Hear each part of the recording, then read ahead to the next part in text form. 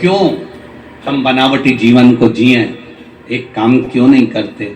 जिस भोजन को कर कर हमारे बुद्धि निर्मल हो जाए, जिस भोजन को कर कर हमारा भाव निर्मल हो जाए, जिस भोजन को कर कर हमारी बुद्धि शुद्ध हो जाए, उस भोजन को क्यों नहीं करते? हमारे यहाँ शिव महापुराण की कथा कहती है, कभी मौका मिल जाए किसी संत के दरवाजे पर पहुंचो, शेगांव में पहुंचो, स्वामी समर्थ जी के यहाँ, कलकोट में पहुंचो, पैठन में एकनाथ जी के यहाँ पहुंचो, कभी पंढरपुर पहुंचो, कभी किसी संत के दरवाजे पर पहुंचो, रामकृष्ण परमहंस जी के यहाँ, मीराबाई के यहाँ, कर्माबाई के यहाँ, ध्रुव प्रहलाद के यहाँ, जगन्नाथपुरी में पहुंचो, द्वारकापुरी में पहुंचो, बद्रीनाथ जी में पहुंचो, रामेश्वरम में पहुंचो, सीहोर के कुबेरेश्वर धाम पहुंचो, चाहे उज्जैन के महाकाल पहुंचो, चाहे काशी के विश्वनाथ पहुंचो, तुम जहां जहां पर जाओगे, जिस तीर्थ में जाओगे, जिस संतों की धरा पर जाओगे, मेरा एक निवेदन स्वीकार कर कर जाना।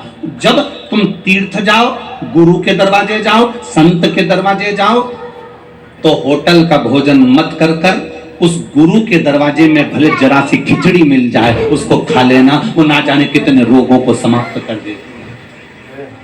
जगन्नाथपुरी में जाओ तो होटल का भोजन ना कर कर जगदीश का प्रसाद लेकर खा लेना, ना जाने कितने रोगों को ठीक कर देगा। द्वारकापुरी में जाओ तो द्वारकाधीश के दरवाजे का भोजन ग्रहण कर लेना, ना जाने कितने रोगों को ठीक कर देगा। हमारे विचार, हमारी बुद्धि, हमारी शुद्धता लेकर आती है। जैसा खाया अन्न, जम के बोलो, वैसा हो गया मन।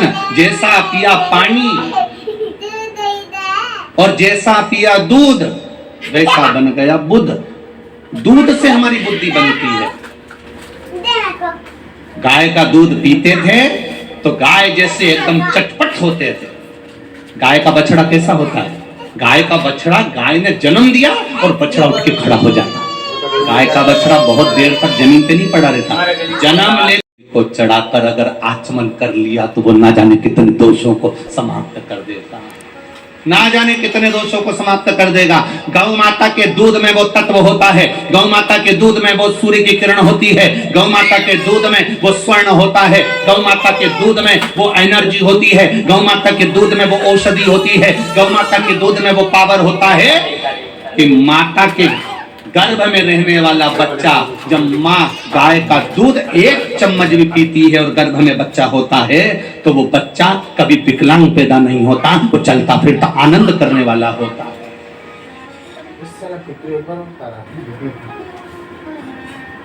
आज कितना हॉस्पिटल में बच्चे जन्म ले रहे हैं, जन्म लिए बच्चे को हार्ट में छेद हो जाता है। पहले कभी सुना तुम लोगों ने ऐसे बीमारियां? अरे बोलो जम के। आज हर 10 लोगों को छोड़कर कैंसर हो जाता है। पहले तो कैंसर किसी एक को होता था, 2-4 गांव में तो लोगों को टेंशन होता था, कैंसर जैसी बीमारी हो गई, कैंसर जैसा रोग हो गया। आज हर 8 घर छोड़कर, 4 घर छोड़कर, 6 घर छोड़कर, 8 रिश्तेदार छोड़कर किसी न किसी को कैंसर की बीमारी हो रही है। छोटे छोटे से बच्चों को शुगर हो रही है, छोटे छोटे से बच्चे को बीपी हो रहा है। क्यों हो रहा है? ये माता का खान पीन। जब बच्चा गर्भ में रहे, मेरा माताओं से निवेदन है, तुम्हारी सास अगर तुम्हें टोकेगी ना तो तुम्हें बुरा लगेगा, पर सीहोर वाला महाराज तुम्हारी सास है ना, तुम्हारा ससुर है।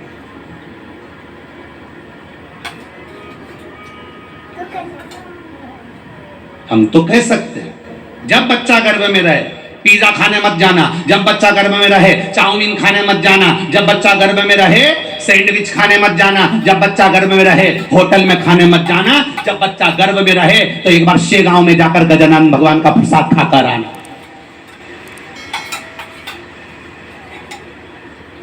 जब तुम्हारा बच्चा गर्भ में रहे तो एक बार शेगांव चले जाना, गजानन महाराज के दरवाजे पर लाइन लगाना, भोजन की एक थाली लेना, प्रेम से भोजन ग्रहण करना। जय गजानन करते करते जब भोजन करोगे, गर्भ से जन्म लेने वाला बच्चा भी तुम्हारी सेवा करने की तल्लकता रखेगा और वो तुम्हारी सेवा करेगा, क्योंकि संस्कारवान हो। अब गर्भवती नारी को पति हॉस्पिटल दिखाने ले गया तो गर्भवती नारी ने कहा मेरा मन बहुत कर रहा है, पानी पतासा खा लूं, पानी पूरी खा लूं। अब वो पानी पूरी खाने के लिए गई और मालूम पड़े उसने दोना पकड़ा दिया, पहले ही गर्भ में बच्चा और उसने हाथ में पकड़ा दिया कटोरा। देखो नहीं है तेरा नहीं, तो औलाद भी ऐसी पैदा हुई, दिन भर भीख मांगे, 5 रुपए दे दे, 10 रुपए दे दे, 5 रुपए दे दे, क्योंकि गर्भ में बच्चा था। और पानी पूरी वाले ने, बोलो जम के बोलो, सीवर वाला महाराज कोई गलत किया क्या? वो पानी पूरी वाले ने दोना पकड़ाया, प्लेट पकड़ाई, कटोरा पकड़ाया और तुम्हारी आदत हो गई। अब गर्भ से बच्चा, सिर पे पल्लू, भीख मंग मंग के खाओ। और पानी पूरी वाले को भी पाँव में खुजाल चल रही, और पाँव में खुजाल, और इसने कहा पानी पूरी ने खुजाल के और जो दिया, और ये खाती खाती बोली पानी में बहुत स्वाद, ऐसा स्वाद तो घर में भी नहीं आए, क्योंकि घर में खुजाल का पानी ही दिया जाए। अब उस स्वाद और मालूम पड़े पानी पूरी वाले को हो गई सर्दी, फिर आन दो पानी में स्वाद, फिर आया पानी, कई स्वाद आ रहा जोरदार। अब इनके क्या मालूम कि इसमें एक्स्ट्रा आइटम डला है, इनके क्या मालूम कि मैं कुछ आइटम अलग से डली है, तो स्वाद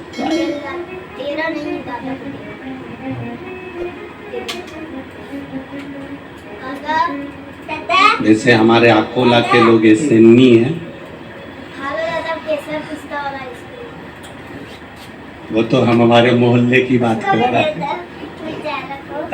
जाते हैं, चरणों को क्यों छुआ जाता है? सनातन धर्म में सिर को प्रणाम नहीं करते, सनातन धर्म में कंधों को प्रणाम नहीं करते, सनातन धर्म में हाथों को प्रणाम नहीं करते, सनातन धर्म में घुटनों को प्रणाम नहीं करते, सनातन धर्म में जंघा को प्रणाम नहीं करते, सनातन धर्म में पीठ को प्रणाम नहीं करते।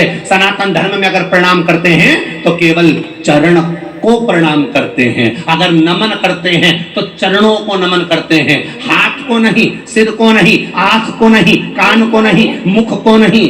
ये मुख दिन भर भगवान का भजन करता है। आज तक तुम्हें ऐसा मिला कि कोई तुम्हारे यहाँ मेहमान आया और उसने तुम्हारे मुख को प्रणाम करा? नहीं, जो भी प्रणाम करेगा चरण को प्रणाम करेगा, जो भी प्रणाम करेगा वो चरणों को करेगा। क्यों? क्योंकि चरण केवल एक ऐसे होते हैं जो हमको अपनी मंजिल तक पहुंचा देते हैं, इसलिए जो आपको मंजिल तक पहुंचाए प्रणाम उसको करा जाता है।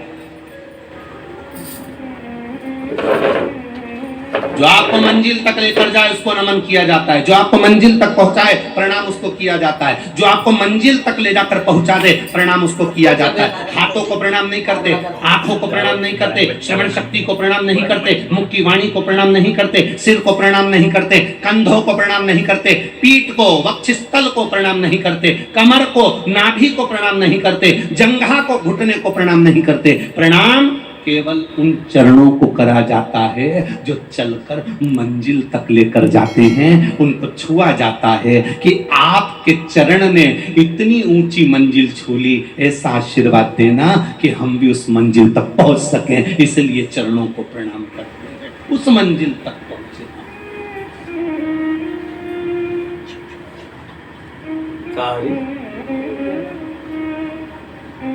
का भाई इनकी जब मंजिल को पहुंचाने वाले चरणों को हम नमन करते हैं तो हमें सुख का आनंद का अनुभव नहीं खाई। सजावट की जिंदगी से दूर बहुत सजावट की जिंदगी देखी है। दादी से नाता माताएं हमारे पास में फोटो लेकर आती हैं और फोटो लेकर आकर कहती हैं गुरुजी लड़के के लिए लड़की देखकर आई हूँ, देखो कैसी लग रही है। हम 8 लोग गए थे गुरुजी, इतनी बढ़िया छोरी है, इतनी बढ़िया लड़की है, हम 8 लोग 4 घंटे बैठे, गुरुजी उसके मुंह से शब्द नहीं निकला। इतनी जोरदार लड़की है, आप देखकर बताओ कैसी है। बिल्कुल नहीं बोली गुरुजी, वो 4 घंटे में एक शब्द नहीं निकला, इतनी बढ़िया है। हमने भी कह दिया, अभी नहीं बोली, जब वो बोलेगी तो तू भी डोलेगी। अभी कहाँ को बोलेगी, उसको शादी कर।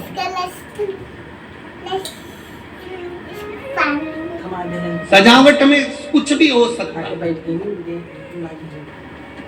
हम सजा तो किसी को भी देते हैं। अरे महाराज, तीसरा क्रम है दिखावट। ये दिखावा व्यक्ति को बहुत नीचे गिरा देता, बहुत। ऐसा दिखावा किसी काम का मत करना कि जिसमें तुम्हारी जिंदगी नर्क हो जाए। बनावट, बोलो जम के, बनावट, सजावट, और तीसरे नंबर पर है दिखावट। बिल्कुल मत करना मेरी जीजियों दिखावा। मेरे भाई जितने बैठे हैं, तुम्हारी दुकान में जितनी कमाई हो उतना पांव पसारना। दिखावा मत करना कि पड़ोसी ने 4 व्हीलर गाड़ी ले ली तो मैं भी ले लूंगा, कर्जा उठा लूंगा, बंगला बना लूंगा, मकान बना लूंगा, जमीन ले लूंगा, जायदाद बना लूंगा। दिखावट की जिंदगी मत जीना। जैसा परमात्मा ने तुझे बनाया है वैसी जिंदगी जीना, एक दिन नाम रोशन कर जाएगा। दिखावट की जिंदगी मत जीना, एक दिन नाम रोशन कर जाओगे। दिखावट की जिंदगी जो जीता है बाद में पछताता है। जो दिखावट की जिंदगी जी रहा होता है वो बाद में पछताता है। देखकर दूसरे को देखा गाड़ी ले ली, दूसरे को देखा ये ले लिया। टीवी पर, सीरियल में, नाटक में, फिल्म में लड़का लड़की को, हीरो हीरोइन को देखा तो उनके जैसे कपड़े ले लिए, उनके जैसा मोबाइल ले लिया, उनके जैसा लैपटॉप ले लिया, उनके जैसा हैंडसेट ले लिया, उनके जैसा हार ले लिया, उनके जैसे कुंडल ले लिए। निवेदन है, हीरो हीरोइन को देखकर आप कपड़े ले लेते हो, हीरो हीरोइन को देखकर, नाटक वालों को देखकर, सीरियल वालों को देखकर तुम अपना पहनावा बना लेते हो, तो भारत में श्री स्वामी समर्थ जैसे, श्री गजानंद महाराज जैसे, प्रहलाद और ध्रुव जैसे भी भक्त हुए हैं, उनको देखकर अपनी जिंदगी क्यों नहीं जी लेते? उनको देखकर भी तो भगवत भजन कर सकते हो, उनको देखकर भी तो नाम स्मरण कर सकते हो, उनको देखकर भी तो मंत्र जाप कर सकते हो। बनावट, सजावट और दिखावट से जिस दिन हम तृप्त हो गए, जिस दिन हम छूट गए,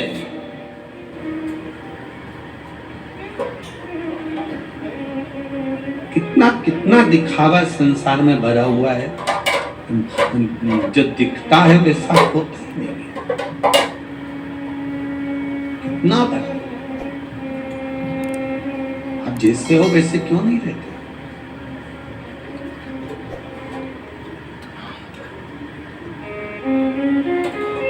परम पूज्य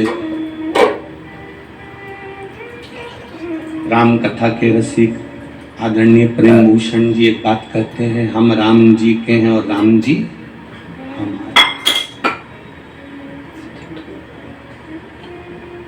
हम जैसे हैं वैसे हम परमात्मा के रहें,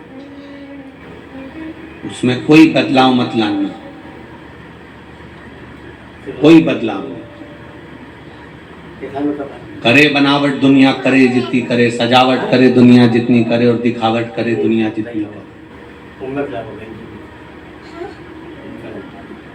जो रसगुल्ला खाकर शादी में जाते हैं, जब छोरा छोरी के तलाक की बात आती है या घर में परिवार में विवाद होता है, जितने लोग रसगुल्ला खाकर गए हैं वो एक भी तुम्हारे बुरे समय में खड़ा नहीं होता। जिन लड़का लड़की का तलाक चल रहा है, अदालत में केस चल रहा है, विवाद चल रहा है दूल्हा दुल्हन का, पति पत्नी का, जिनकी शादी में 500 लोग आए थे, जिनकी शादी में 700 लोग आए थे, पूछा जाता है कितने लोगों का रिसेप्शन है, कितने लोग आएंगे? 500 आदमी का है गुरुजी, 700 आदमी का है गुरुजी, 1000 आदमी का है गुरुजी। रिसेप्शन में 500 आदमी बुलाए गए, मौसी चाची काका नाना बुआ फूफा सारे रिश्तेदार बुलाए गए। जब तुम्हारे घर में विपदा आती है, लड़का लड़की का संबंध टूटने का समय आता है, अदालत में जाकर खड़े होते हो, जिनको तुमने रसगुल्ला खिलाया, इतना बड़ा बड़ा गिफ्ट देकर भेजा, अच्छी अच्छी साड़ी दिलाकर तिलक करके लिफाफा देकर भेजा, उसमें से कितने लोग तुम्हारी विपदा की घड़ी में खड़े होते हैं? है कोई खड़ा होने वाला? जिनको लिफाफा देकर भेजा, जिनको गिफ्ट देकर भेजा, जिनको रसगुल्ला देकर भेजा, 400 रुपए की प्लेट का खाना खिलाकर भेजा, 700 रुपए की प्लेट का खाना खिलाकर भेजा, नाश्ता 300 रुपए का खिलाकर भेजा, चाय कॉफी पिलाकर भेजा, एक वेटर नौकर लगा रहा, खूब बड़ा रिसोर्ट करा, शादी में करोड़ों का खर्चा करा। जब लड़का लड़की का संबंध बेकार होता है, आपस में विवाद होता है, अदालत में बात पहुंचती है, जितने लोग खा कर गए हैं वो सब जब संबंध बिगड़ता है तब अपने अपने घर में बैठकर कहते हैं अच्छा है, होने दो, ऐसा ही होने दो, ऐसा ही होने दो। खूब उचक रहे थे, खूब हराम का आ रहा था, अब मिली शेर पे सवा शेर, लोग ऐसा कोसते हैं। तो उससे अच्छा है, बड़ा रिसोर्ट करने से अच्छा है, 500 रुपए की प्लेट का भोजन कराने से अच्छा है, 500 रिश्तेदार बुलाने से अच्छा है, से गांव में जाकर गजानन बाबा को रिश्तेदार बनाकर उसके सामने विवाह कर दो। किसी मंदिर में पहुंचकर भगवान के सामने विवाह करो। जब भगवान के सामने भावर पड़ेगी, भगवान के सामने संबंध होगा। ये बड़े बड़े रिसोर्टों में बड़ा बड़ा पैसा जो जाता है, ये धीरे धीरे जब कंट्रोल होने लगेगा। गरीब आदमी शादी करने में डरता है, क्योंकि एक अच्छे कुल के लड़के की जब शादी होती है, लड़की की शादी होती है, 10 तरह का मीठा बनता है, 25 तरह का नमकीन बनता है, सारी तरह की स्टॉल लगते हैं। खाते कितना हो? एक व्यक्ति कितना खाएगा? जरा सा लेगा प्लेट में खाएगा फेंकेगा, जरा सा लेगा चखेगा फेंकेगा, जरा सा लेगा प्लेट में फेंकेगा। उस बाप से पूछो जिस बाप ने 1-1 रुपया जोड़कर बैंक में जमा कर कर अपनी बेटी की शादी करी होती है, उसको मालूम होता है एक प्लेट की कीमत क्या होती है। विचार कर, ये बनावट की, दिखावट की, सजावट की जिंदगी से दूर क्यों नहीं हो रहे? कितने दिखावट में पड़े, कितने।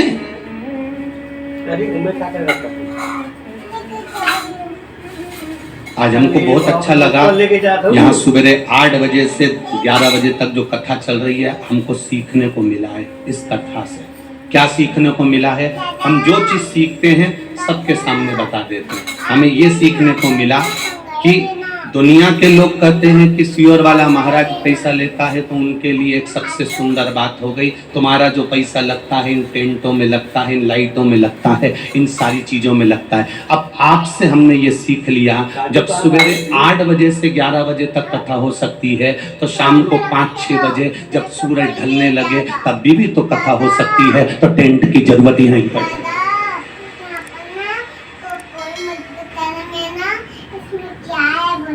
फिर क्या जरूरत? किसी चीज की जरूरत नहीं पड़ेगी।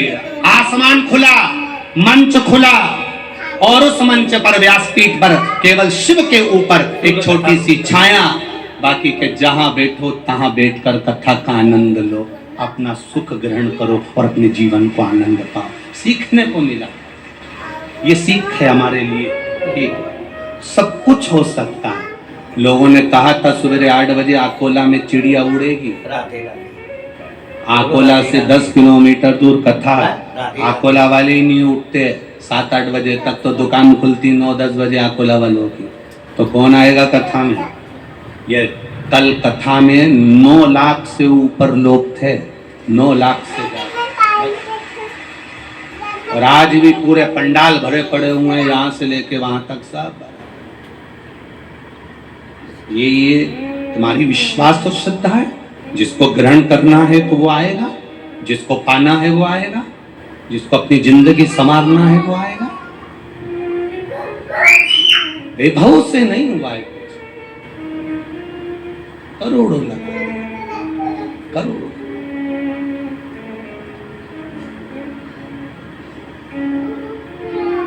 कितना लगा दिया इस शरीर पर भी हमने। ईमानदारी से बोलो, तुमने अपने शरीर पे कितना खर्च करा? 300 रुपए का इतना बड़ा ट्यूब आता है, ना जाने कौन सा, ऐसा नीचे से दमोचो क्रीम निकल के फिर ऐसे लगा लेते।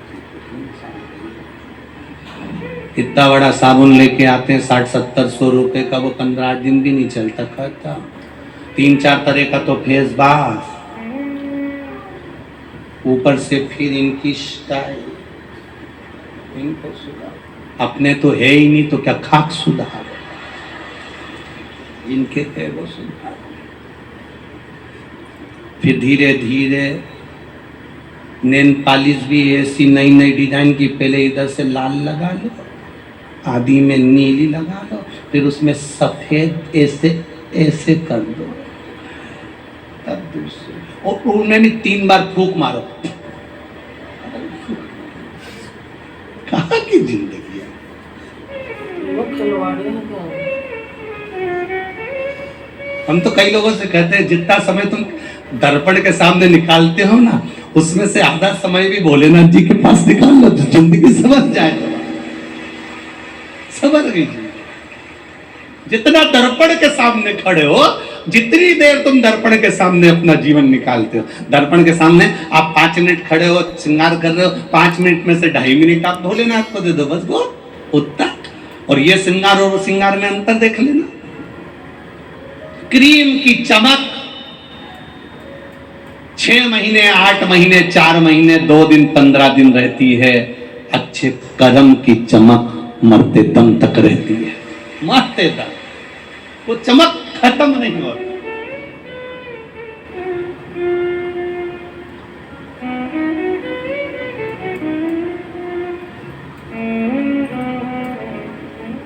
कई ऐसे भी हैं जिनको व्यासपीठ में बैठने से पहले बहुत सारा मेकअप की भी जरूरत पड़ती है। कई लोग इस पे भी बैठते हैं तो उससे पहले पार्लर वाले भी आके उनका डेंटिंग करें, तब वो फिर व्यासपीठ पे पहुंचे, फिर स्टाइल में खूब जोरदार कथा। अब ये तो शंकर जी की कथा है। शंकर जी की कथा ऐसी होती है कि कहीं पे भी शंकर जी जैसे बैठे हैं, एक माँ एक जीजी शंकर जी का भी श्रृंगार करके गई, चंदन लगाया, बेलपत्र लगाई, फूल लगाई, इतनी देर में दूसरी आ गई, ले ढोल के बच्चे ले गए। अब यहाँ तो शिव जी की कथा कह रही है, सरल सहज, कितने सरल। कभी भी कोई आएगा और पानी ढोलकर चले जाएगा, कभी भी कोई आएगा 1 लोटा जल चढ़ा के चले जाएगा। तो यही तो शिव पुराण कह रही है, कभी भी यमराज आएगा उठा कर ले जाएगा, तुम कितनी भी सच कर बैठ जाओ। शिव कथा कह रही है, वो तैयार करिए, श्रृंगार करिए, सजाई, उसके बाद कोई आई, सिर पे पल्लू लिया, श्री शिवाय नमस्तुभ्यम, और ये बेटी देखती रह गई, उसका मुंडा देख नहीं।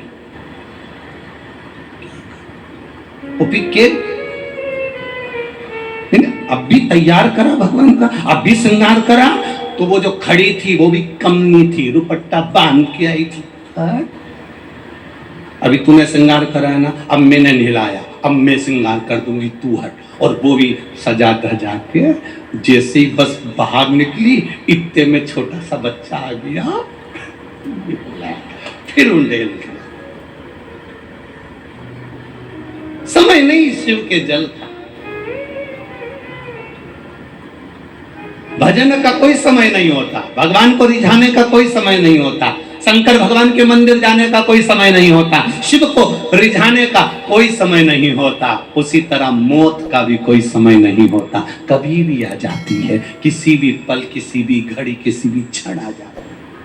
आप दिखावट की जिंदगी से दूर क्यों नहीं होते? अरे जैसे हो ना वैसे रहो, जैसे हो वैसे रहो, खूब मस्त जिंदगी जियोगे। जो दिखावट की जिंदगी में जीता है वो आधा घंटा भी सुकून की जिंदगी नहीं जी पाता। शादी में तुम देखना कितना सज धज के लोग आते हैं, शादी के अंदर कितना सज धज के आते हैं, साड़ी में पिन भी लगाएंगे, जोड़ा भी लगाएंगे, लाइन भी खींचेंगे, डब्बा भी भरेंगे, कलर भी लगाएंगे, सब कुछ लगाएंगे, और शादी में गए और मालूम पड़े ये आकोला जैसी गर्मी पड़ जाए तो सारा दिल के अरमान आंसुओं में बह गए।